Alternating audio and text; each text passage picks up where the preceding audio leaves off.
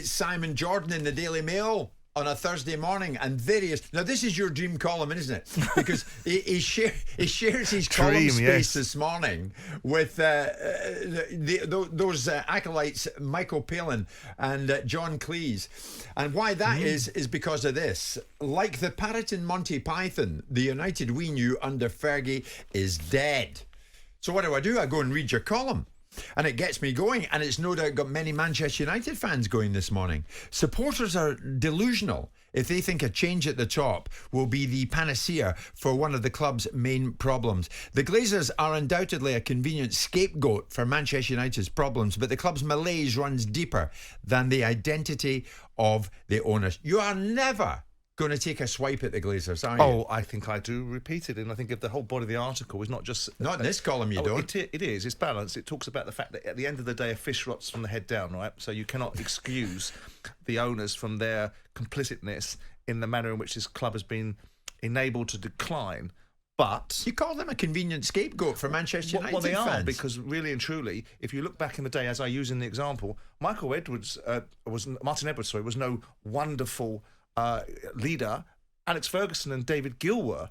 Manchester United's success during that period of time were predominantly down to a generationally great manager, as it was when Matt Busby was in situ. Hang on, I'm not taking that. You got the reins at Crystal Palace because you wanted to run the show, top to bottom, and you did.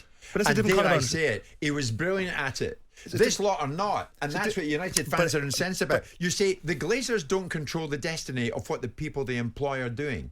No, of course not. Ultimately, you can hire. You can to a point, but levels. Yes, Come on. you did, Simon. Levels. You're on top of these people all the time. Levels. The Glazers don't care; they just care about money, as you always say to us. You know, it's one thing running a top of the Championship Premier League football club. It's another thing running a huge football club like Manchester United and all that goes with it. And the landscape has changed. Crystal Palace was a huge club even when you were there. Not by comparison. It's a whole different ballgame. They should be across the people they employ, and they're not. And I'm sure they are. But they're not. You say in the column they're not. The point I'm making is that ultimately there are more reasons for the lack of success at Man United than just the easy go-to blame, which is the Glazers. I'm not suggesting the Glazers shouldn't be part of the equation, because it is those guys that make decisions. It is those guys that put people in position.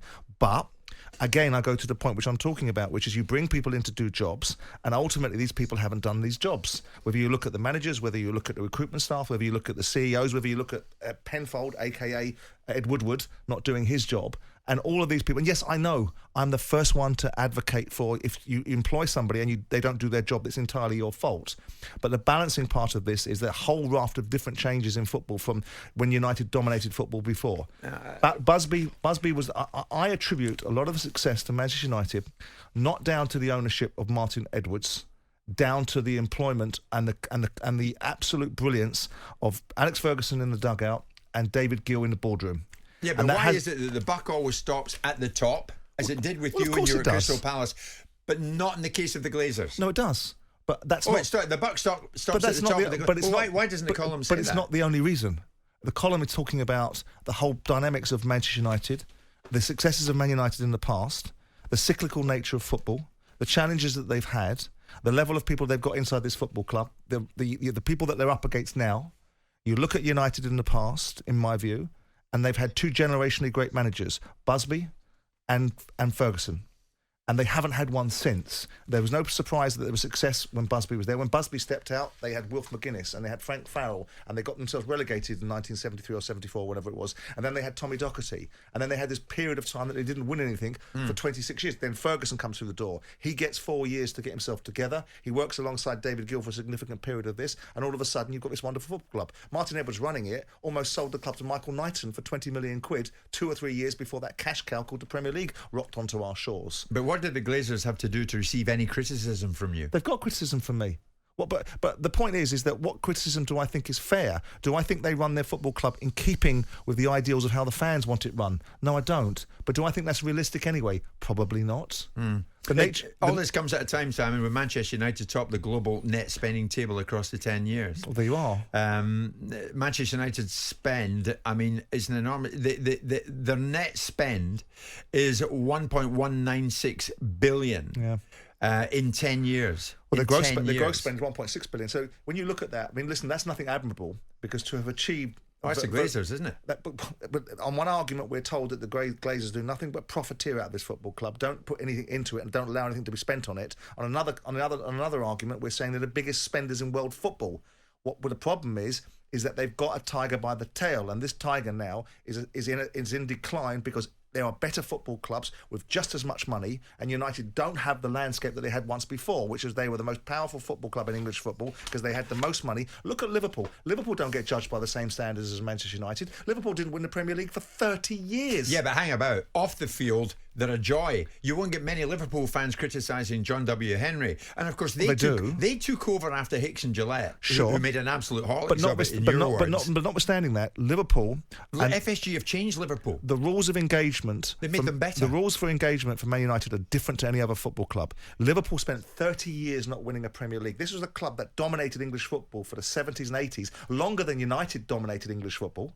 And now United, every time United set foot on that pitch, they're judged by a set of standards that are very different to any other football club. Now, that comes with the territory, but I'm pushing back against the notion that it's just one place you look at.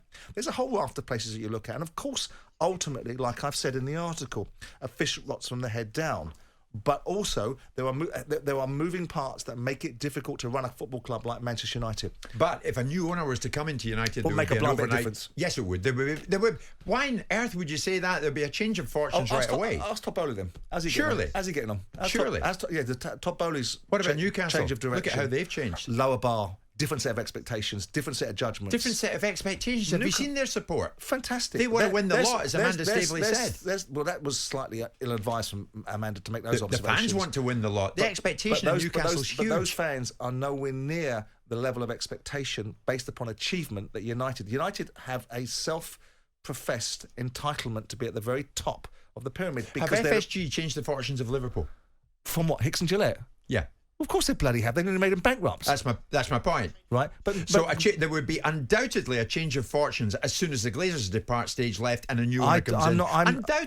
I'm not sure that's right. You could turn around and say the change of fortunes currently at Chelsea is to the adverse. The example of Newcastle is a low bar threshold because Newcastle are so grateful right now for anything because they had Mike Ashley for 13 years. They loathed every single second of it, and now they've got a set of owners that are behind the football club and they've got their moment in the sun. But Newcastle are not uttered in the same breath as Manchester United in terms of football clubs. They might well be in the future because they're going to buy their way or give themselves an opportunity to get to the top of the tree like Manchester City did. Yeah. But they are not Manchester United. They're not judged by the same set of standards and they don't have the same challenges. The Glazers. You won't get into their ribs. You won't do it. Well, because it's an owners' union. Correct. Well, the thing about being an owner is that most people don't know what it takes to be one. And so when you don't know what it takes to be one, then you can't relate to the experiences of being one. So, of course, I'm going to have a little vantage point of that. That means you can't look at it from the outside as we're doing and be critical of them. Of course you can. Of course you can be critical. That's exactly what we're doing. And we've every right to do that. I'm being critical. I'm suggesting that the appointments they've made aren't good enough. But the reasons why they're unsuccessful isn't just the Glazers, as some people would have you believe. Okay. Jim White and Simon Jordan. Monday to Friday mornings from 10 on AM, on DAB, via the TalkSPORT app and on your smart speaker. TalkSPORT.